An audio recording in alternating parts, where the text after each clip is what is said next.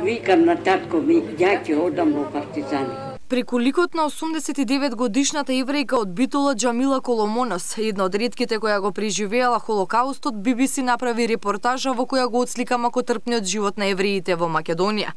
Екипата од BBC која всушност во Скопје дошле по повод отворањето на меморијалниот центар на жртвите од Холокаустот, кој е четврти поред во светот, сосема случајно наишле на старицата која им го раскажала целиот нејзин живот. Преку црно-белите фотографии Џамила им доловила дел од тоа време.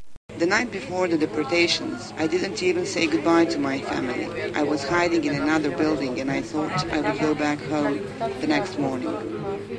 Then, at 3 in the morning, the Bulgarian soldiers arrived and took the Jews from their beds. I heard screams and the soldiers were shouting, "Faster, faster." I can't forget those screams. I dream about them. Во нивната репортажа тие го опишуваат и животот на уште една еврејка која успеала да се спаси од смртта и во кампот Плашов и од Аушвиц, благодарение на умешноста да свири на пијано, која по завршувањето на војната се преселила во Лондон, починала во 2007 година на 96 годишна возраст.